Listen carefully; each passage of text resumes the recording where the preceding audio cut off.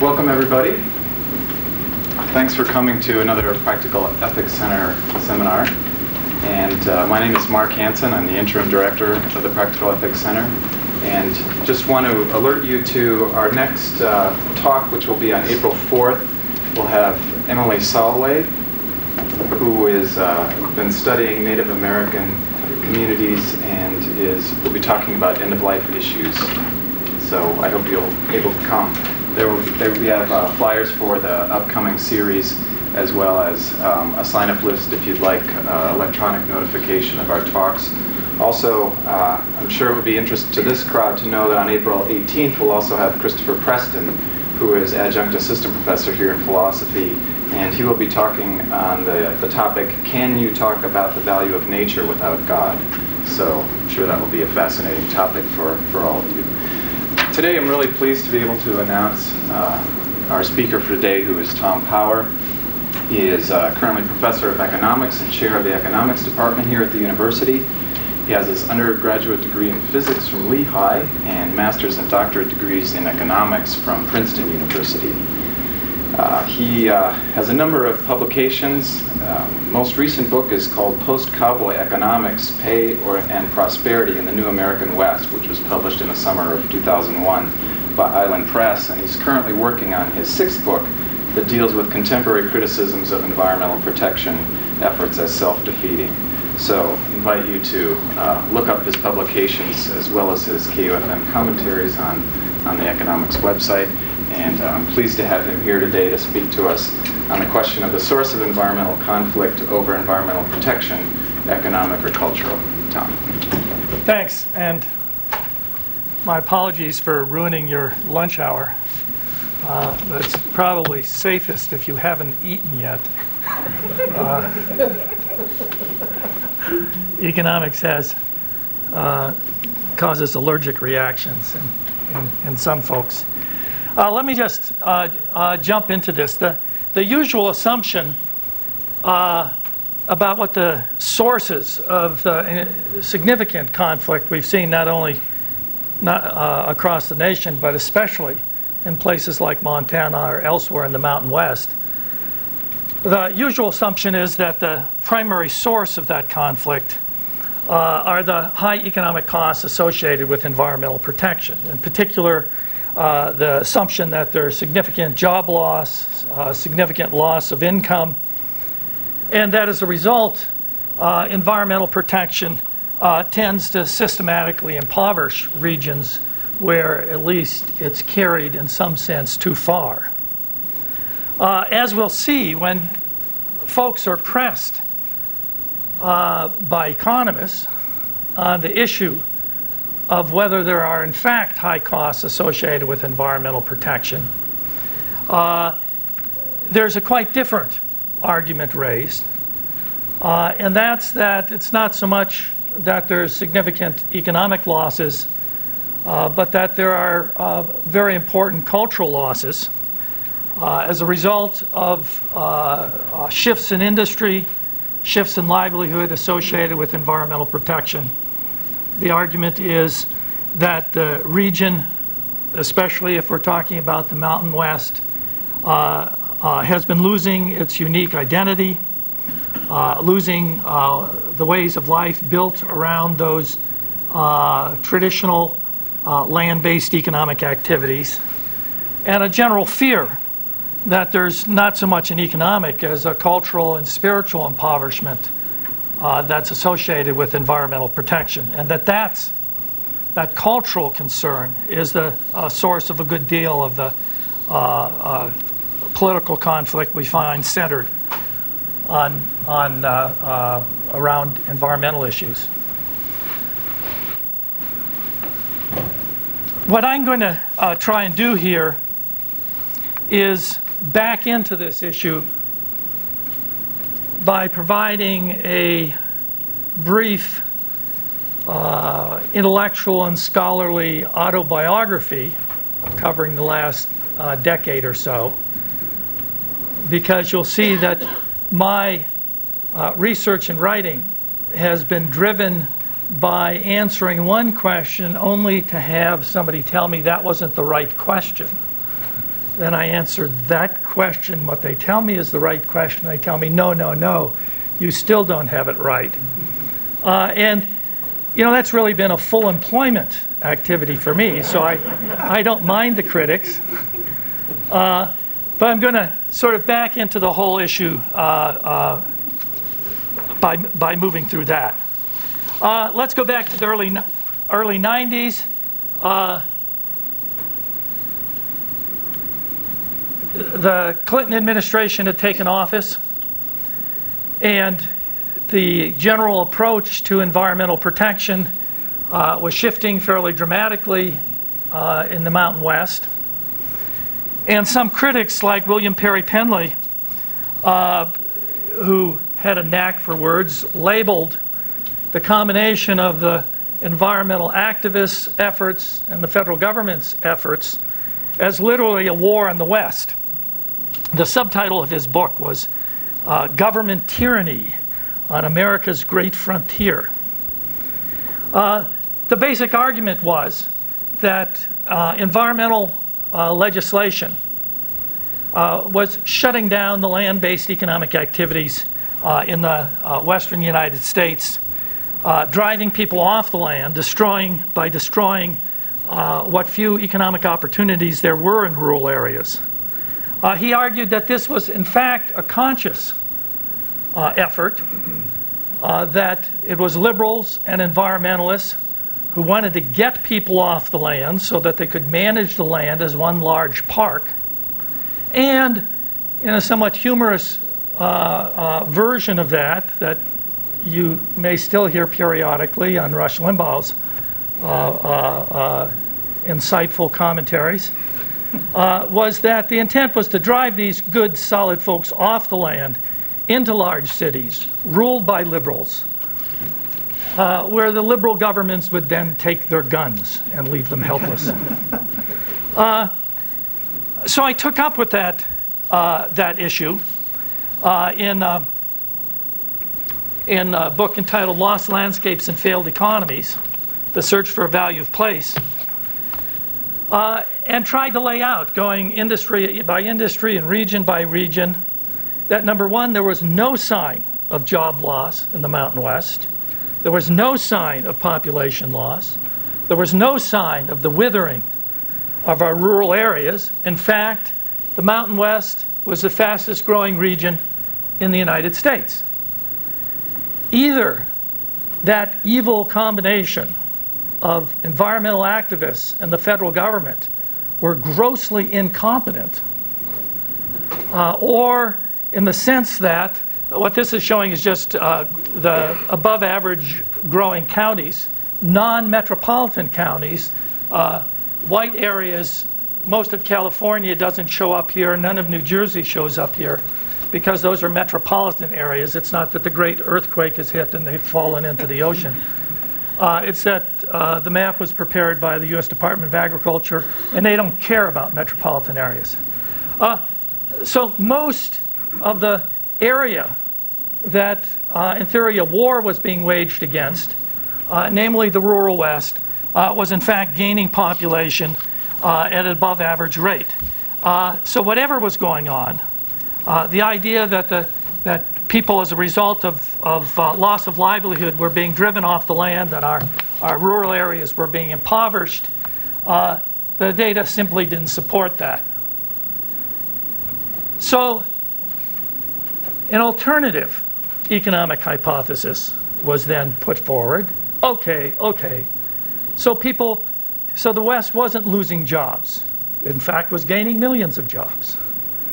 So population wasn't declining. In fact, it was rapidly increasing. That didn't matter because the real impact associated with the restrictions that had been placed on the natural resource industries was that it had impoverished the region. The residents were still here. It may still be a growing population. There were jobs, even expanding job opportunities, but they paid lower and lower wages compared to the rest of the nation. Here's a graph showing the gap that opened up between 1980 and the mid-90s, a modest gap in terms of average pay in the Mountain West relative to the U.S. as a whole. As we moved through the 80s into the 90s, the gap got larger and larger. It was only in the late 90s that the gap began to close, but it remained substantial. If, instead of showing this for the Mountain West, we showed it for Montana, the gap would have been significantly larger. So the argument was that okay, it wasn't harming the quantitative growth of the region, but it was doing serious damage to the well-being of the population. To wrestle with that issue, Dick Barrett and I wrote a book entitled Post-Cowboy Economics, in which we attempted to demonstrate several things. Number one, that gap in pay relative to the rest of the nation, almost none of it could be explained by the decline in the relative importance of the natural resource industries, mining, timber, agriculture, and the manufacturing activities associated with it. If we focus more broadly on just the change in the job mix, the change in the industrial structure of employment, one could find a modest role being played by change in industrial structure, but that change in industrial structure, change in job mix, was unrelated to the natural resource industries. But by far the most important source of that increasing gap had nothing to do with job mix. It had to do with the fact that pay in almost all jobs across almost all industries was lower in the Mountain West, and the gap was opening relative to the nation as a whole, was lower in the Mountain West across almost all industries. It wasn't a job mix or an industrial structure of employment problem. It was a problem that was associated with all of the jobs. More importantly, what we thought we showed in post-cowboy economics was that when one took into account regional differences in the cost of living and regional differences in the value of site-specific amenities, environmental values, outdoor recreation, small town amenities, etc., when one took into account other important determinants of economic well-being, there was no sign that wage gap or that pay gap represented significantly lower economic well-being in the Mountain West. That should have been reasonably obvious at the very beginning, given that people voting with their feet were making location decisions that indicated that they weren't paying attention to what that wage gap was. As that wage gap reached its maximum point in the early 90s, in-migration to the Mountain West reached its maximum too. So people voting with their feet were ignoring the wage gap, or indicating that they interpreted that wage gap in an entirely different way. This graph simply is taking a look at how in-migration, net in-migration, that's positive numbers here, or net out-migration, the negative numbers here, vary among the states depending on what the per capita income was in the state back at the beginning of the 1990s. The usual assumption, if those measures of average income and average pay, those gaps in the western states relative to the rest of the nation, if they actually represent differences in economic well-being, one would expect those states with high average incomes to have high rates of in-migration, and those states with low average incomes to have high rates of out-migration. The data should lie in a pattern in this direction. Unfortunately, it doesn't. The highest income states had the highest rates of out-migration. The low-income states, like Montana, Utah, Idaho, Arizona, New Mexico, had significant net in-migration. The reason for emphasizing that is that it supports the conclusion from post-cowboy economics that these pay gaps don't represent real differences in economic well-being. They're compensating in nature, and differences in cost of living and amenity values explain why people tend to ignore them and move in the opposite direction. Well, of course, that didn't convince anyone.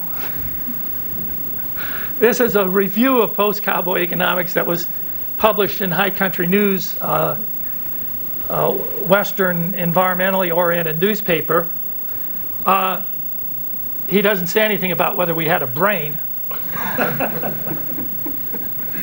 but he at least gave us a heart. I forget how the Wizard of Oz set of animals works, but we had a heart but no soul.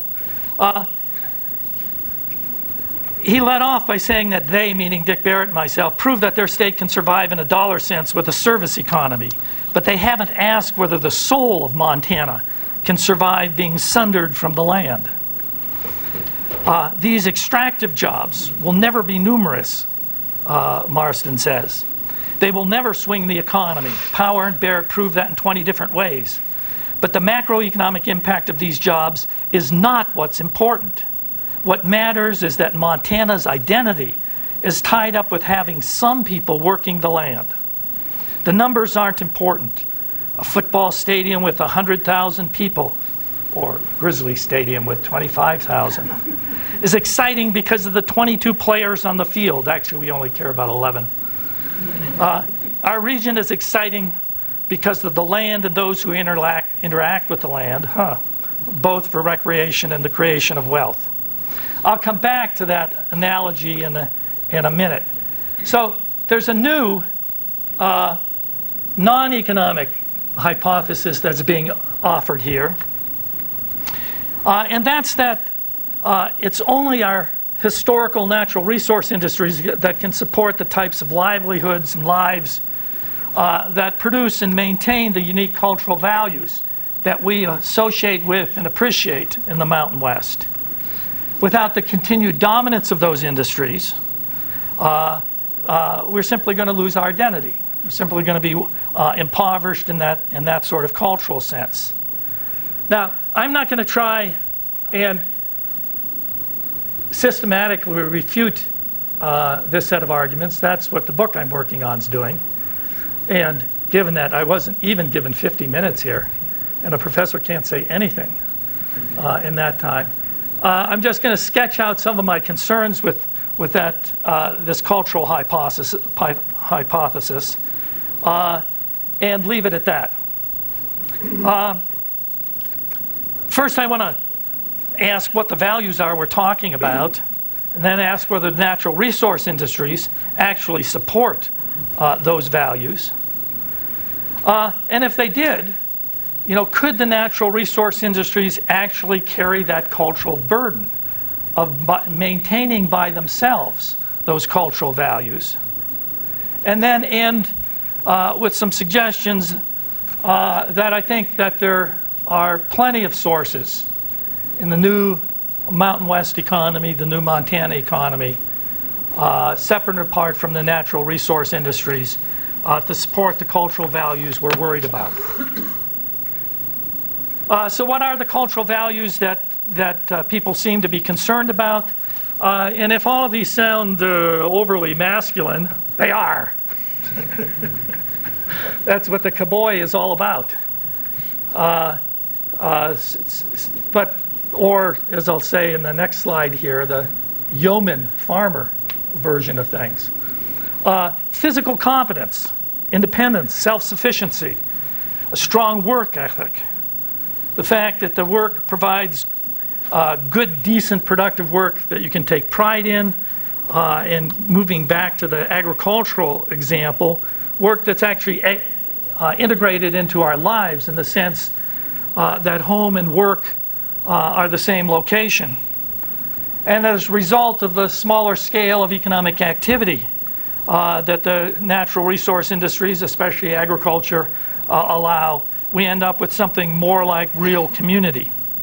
both in the rural areas as well as in our small cities and towns. There is a Jeffersonian yeoman farmer aspect. That's really the image, as I'll say in a minute, trying to apply that set of values to people engaged in modern mining or working in a contemporary wood products mill, I think is somewhat difficult. But let me just take up with the independence, the competence, working for yourself. One of the problems that is that we're focused on a strange minority of folks. Across the nation, there's 12 owner-operated small businesses in non-farm areas for every farm operator. So if we're worried about working for yourself, demonstrating that independence, controlling your own life, it's strange that would be only focused on farms and ranches. Even in rural areas, only 1 in 5 of the owner-operated businesses are in agriculture. Even in rural areas, the vast majority of the self-sufficiency, self-employment, independence, autonomy is provided outside of the agricultural sectors. And so I asked the question, why can't these non-farm independent businesses develop many of the same values that people are worried about losing? Why can't the small cities that increasingly provide homes, Missoula being one of them, ranked #1 by Inc. magazine 2 years ago, and then I forgot what magazine ranked it #1 just this last year, in terms of a good climate for small independent businesses. Why can't our trade centers that aren't primarily natural resource centers provide those same cultural values? The second question I want to wrestle with is whether contemporary natural resource industries actually support any of those values. Modern mining, after all, primarily involves a very small number of people using incredibly huge, heavy equipment. And what they're primarily engaged in is materials moving. They just haul ore from one location, crush it, dump huge volumes of chemicals on top of it, collect the material, haul away the waste, and start the cycle all over again. They work for relatively large companies, even though each operation isn't all that large. Trying to find the yeoman farmer values in that sort of setting is difficult for me. Modern loggers also are increasingly using heavy equipment. They're feller bunchers. Those who work in our mills, those mills are increasingly automated. Very much industrial operations. One study in Washington back in the 1990s attempted to show that there was more employment associated with loading an unprocessed log onto a ship than there was associated with running that log through a modern automated mill. There was so little labor associated with the automated mill, and the teamsters, or the longshoremen, had been so good at feather bedding that there was higher labor content simply taking the log and loading on a ship and sending it to Japan than there was running it through a contemporary mill. A good deal of our modern livestock production, the pig farms or the hog farms are the worst example, is anything but Jeffersonian yeoman agriculture. It's a stinky, smelly, poisonous mess. And more of our agriculture is moving in that direction. Even where people continue to work outside, they're losing their neighbors year after year after year as the operations get larger and larger, more and more mechanized, more and more dependent on chemicals, equipment, genetically modified crops, etc. So it's unclear to me that our contemporary natural resource industries would provide all that much support for those values we say, cultural values we're worried about. The third question is whether we really can expect, the way Ed Marston suggested, that the natural resource industries and the workers in those industries can carry that cultural burden for the rest of us. Remember Marston's example. I mean, it's a horrible example. We get our cultural values by sitting as bystanders, as spectators, watching a couple handfuls of people performing for us on the field below. That doesn't seem to be a very reliable base for protecting or maintaining any set of cultural values. What one has is some tiny minority of anointed cultural heroes who put on costumes, I guess, and perform cultural acts for us, and we're to get our inspiration from them.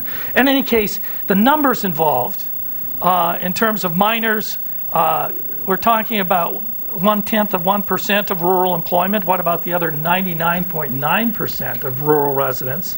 Family farm operators make up only 3.5% of rural employment.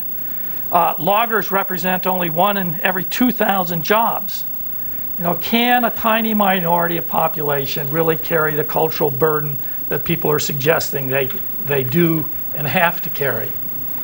Equally important, should we turn the responsibility for protecting those cultural values that are important to us over to that tiny minority? And I think I've made the other points here already.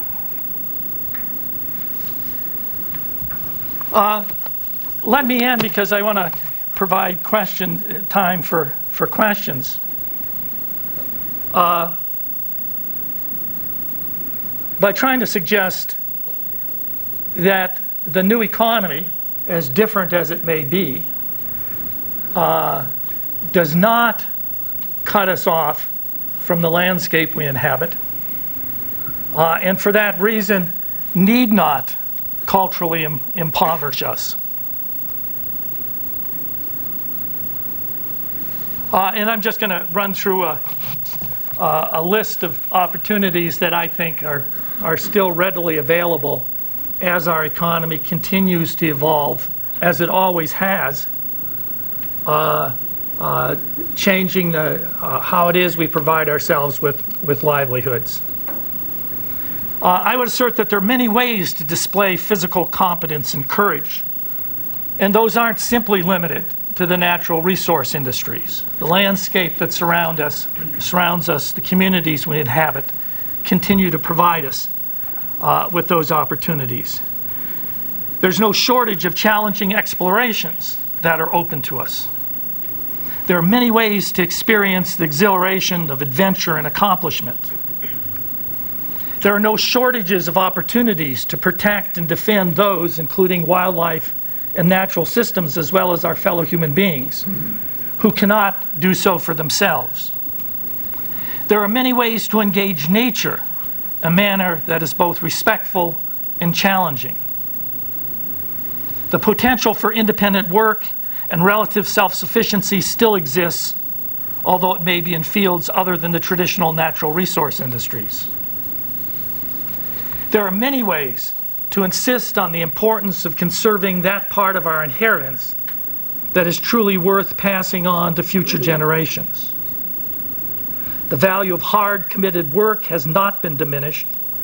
The importance of tenacity and innovation has not declined. Our ability to play with both discipline and abandon is undiminished. Our capacity to find spiritual inspiration as we seek our God has not been constrained. And finally, the stunning beauty to be found in both people and the natural world is still there in breathtaking ways. We still, individually and collectively, have the opportunity to continue to pursue those cultural values that are most important to us. We don't have to be miners to do it. We don't have to be loggers to do it. We don't have to be blue-collar workers. We can end the self-loathing about the fact that we're knowledge workers. We don't need to be a part of some preordained, pre-anointed cultural heroes defined by industry in order to be part of what I think is a moral obligation we have to take the best of the past and carry it forward to the future. With that, let me wrestle with your questions. They'll probably be more interesting than the brief presentation here. Thank you.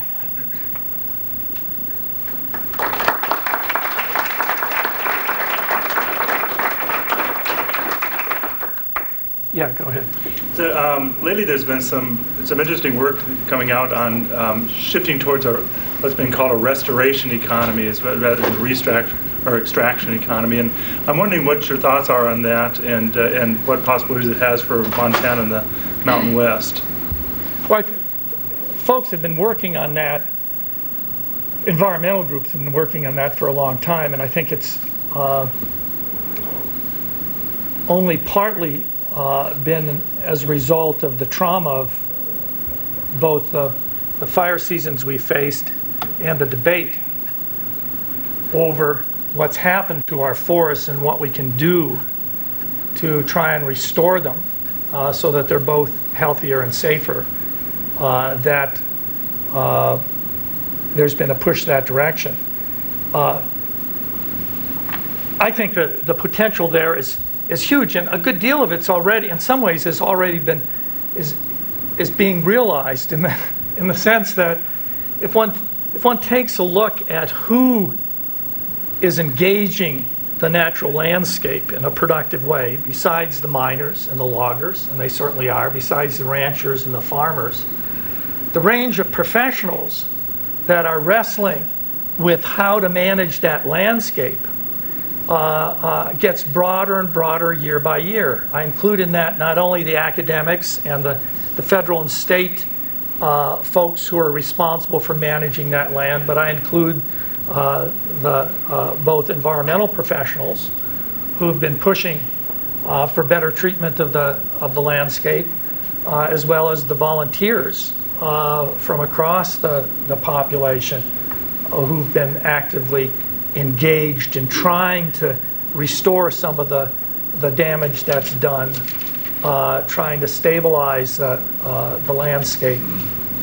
So I think we've already moved a considerable distance along that path. The Forest Service used to be primarily focused, or at least after the beginning in the 1950s through the 1980s, primarily focused on timber harvest programs, and has moved back into looking much more broadly at those forests.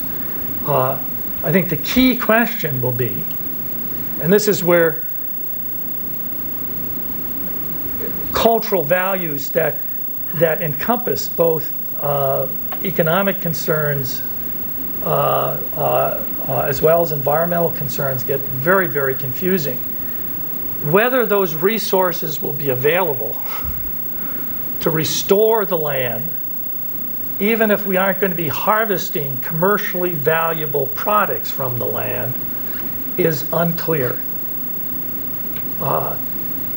One of the reasons so many resources got poured into managing Western lands was because those lands were significantly committed to commercial activities.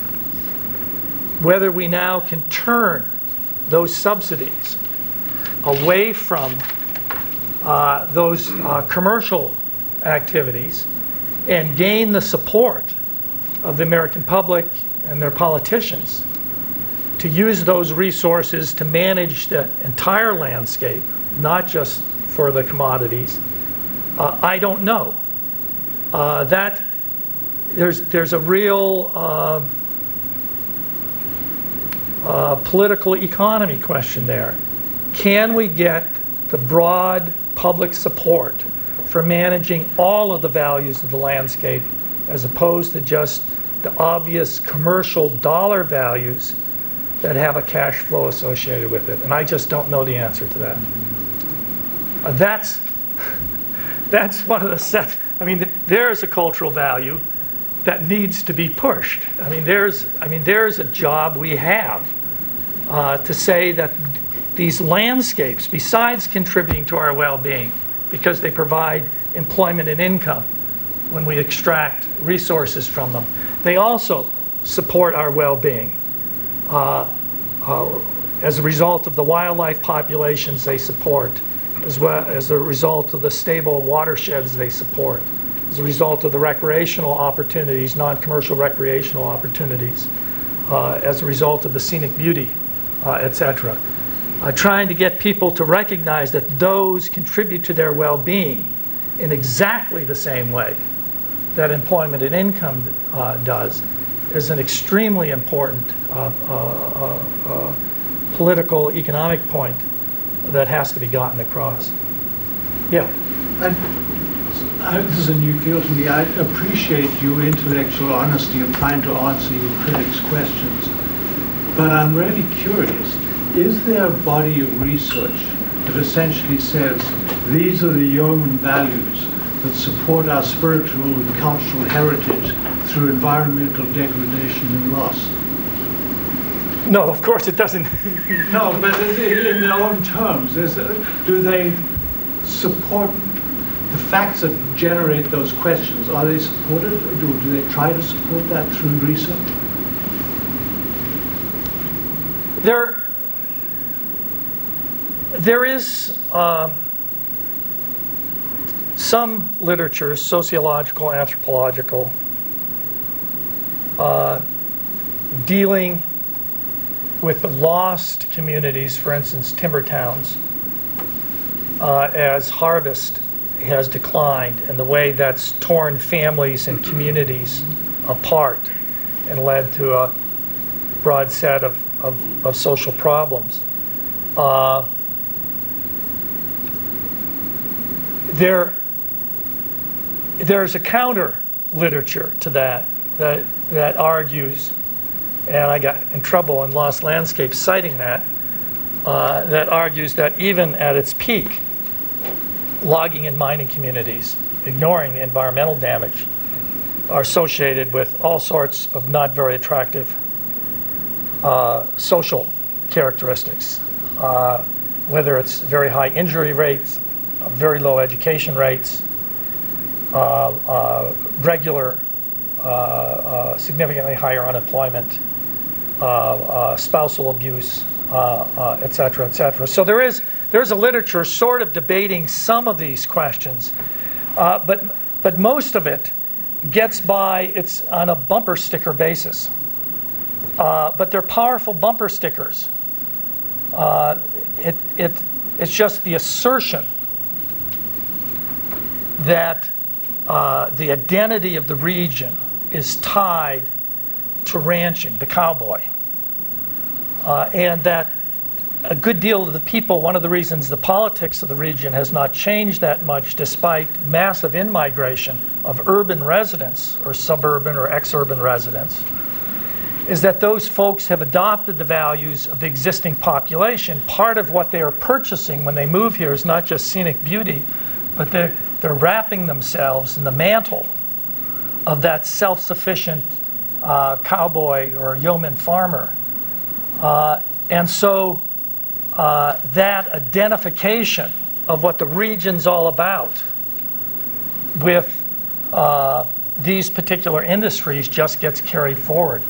On that particular point, there is almost no scholarly literature. There is some that frets over the impact of declining industries on rural areas and the stability of communities in rural areas. Yeah. I enjoyed your talk, and I've enjoyed your two books a lot as well. My question, though, is that is there a way that we can perhaps protect our natural resources in the West and also safeguard that which makes the West different? I mean, my interactions with loggers and ranchers and others is that what they see at stake in a very real sense is a form of cultural diversity. And I'm afraid that this sort of dichotomy between Old West and New West, don't we potentially alienate a number of important constituencies that might be very sustainable? That it's not either or, but you can have this sort of sustainable communities, whether it's the Sealy Swan or the Blackfoot. It's not a sort of cut and run philosophy, but it's something different. And by using this sort of either-or framework, aren't we leaving out some rich middle ground that might be more sustainable in the long run than a sort of West that knows no boundaries?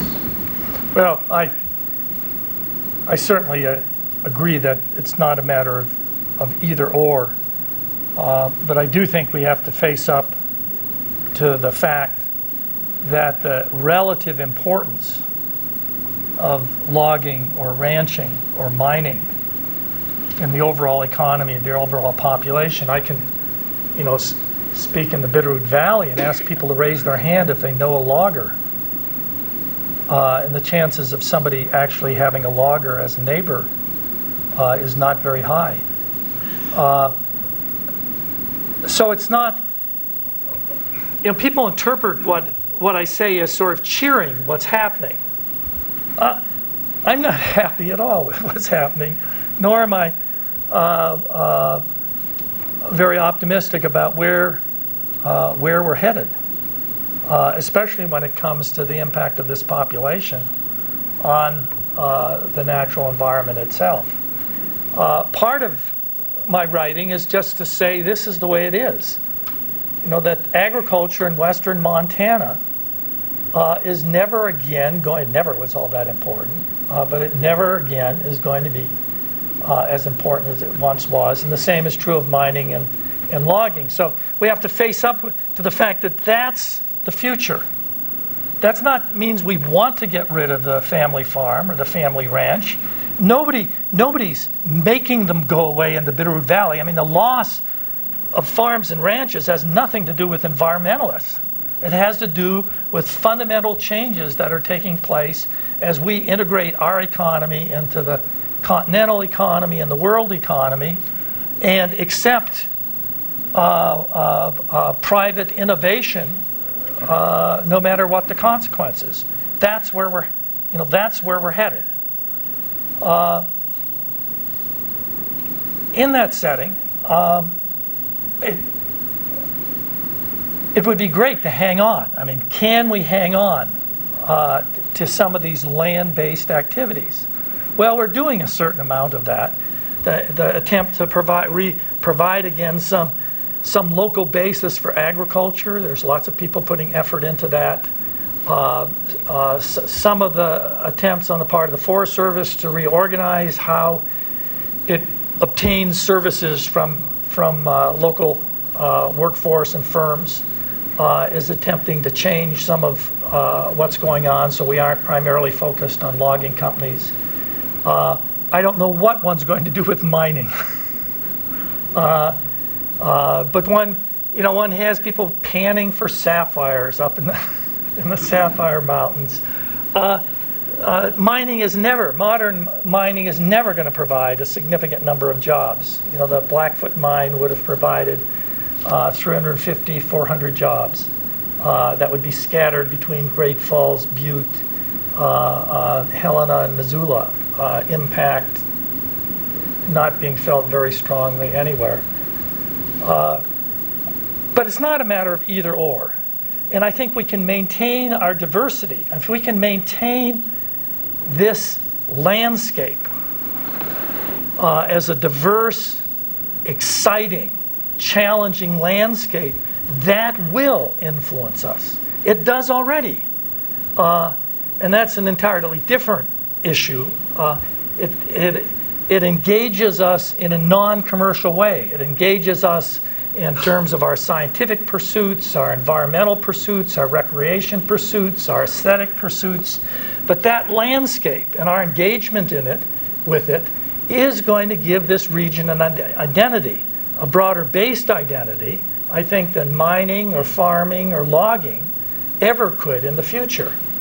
And I think that's what I want people to focus on, that if we can protect that landscape, we can protect that unique set of values, because that landscape will continue to support us and will continue to draw us into engaging it in hopefully a sustainable way, but largely a non-commercial way. Yeah. Part of what's compelling to me about this latest chapter of your thing thinking here is that you found a very specific common ground, literally, between those either-or options. That this a kind of land value, I would even call it a longing on both sides of that ostensible divide for a kind of almost indigeneity. And I wonder if that focus on that common ground has very specific negotiation prospects as we move into these dialogues and debates over land use.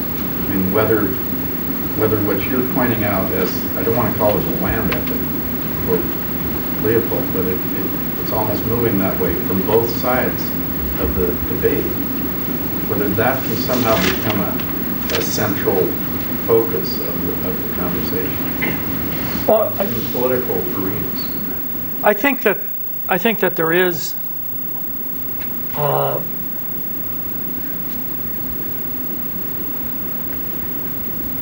movement that direction, has been for a long time. 25 years ago, when I lived in the Bitterroot, lived in an area that was, all the surrounding land was owned by a single rancher. And the Forest Service was proposing to log the mountains up above the ranch. And the ranch family was very much opposed to it.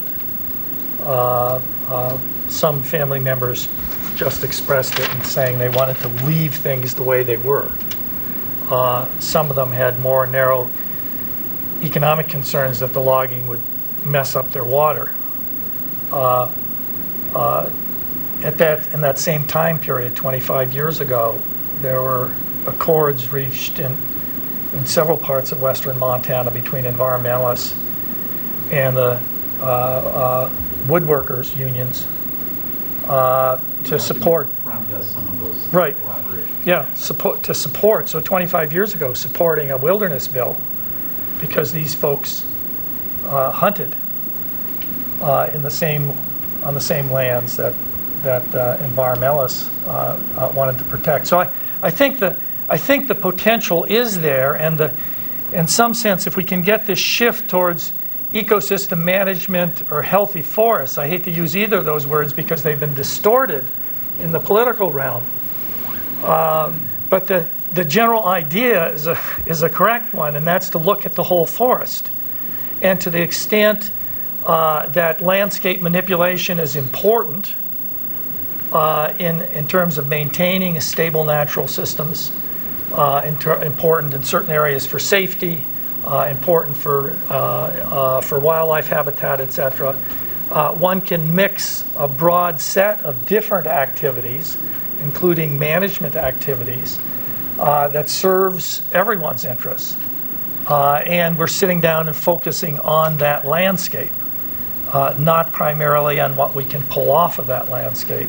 So I think the potential is there, the restoration ecology is to the extent that it can get funded, will provide opportunities that meld those more narrow economic interests with those broader environmental interests too. Yeah, all the way in the back. Oh, oops, we got to get out of here. Yeah. So, I feel like to see the light where almost just a couple things could happen in our society could really grasp that and see that there's a lot of promise in our future with what you're suggesting in our public lands. Some of those issues I feel like in logging that drive like 90% of the action and reaction are logging of old growth and wilderness issue areas. Do you think that the cultural argument could get us past that by saying that these lands should be protected for their cultural value, and then we could all move beyond that and maybe get this better view of what we're going to do with what would still be the majority of our public lands that are not wilderness and are not old growth?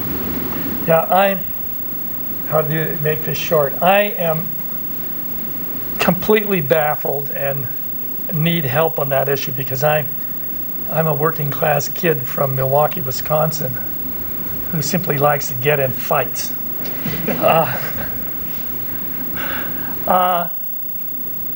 There's something both stupid and outrageous about this focus on the roadless areas on old growth. There is no economic value there. It's symbolic to both sides. It's symbolic for those who want to maintain free access to the entire public domain. And of course, it's symbolic as the most sacred thing that you shouldn't be touching. On the other side, there should be room, given that there's no economic value, no commercial economic value associated with that. And increasingly, folks in the logging industry have been trying to say that, individuals, but we haven't been able to move our politicians off that. I have argued for 30 years that if we could get off some of those issues, where one side wants everything, and of course the logging and mining industry thinks the environmental community wants everything, but if you could move beyond the demand to have everything available, the range of commercial activities that could take place on our public lands would be a lot broader. We would have a higher level of timber harvest than we have right now. We might well have a higher level of mineral extraction than we have right now. But the anti-environmental, we won't compromise. We won't accept regulation. Finders keepers rule has to continue to rule. Simply keeps us in a totally unproductive corner. Now, maybe I'm seeing some breakdown on that on the industry side. Maybe we're going to move out of that. But then I agree with you that the room for productive, I won't say compromise, but productive agreement on how to manage the entire landscape would be much, much broader. Thanks again.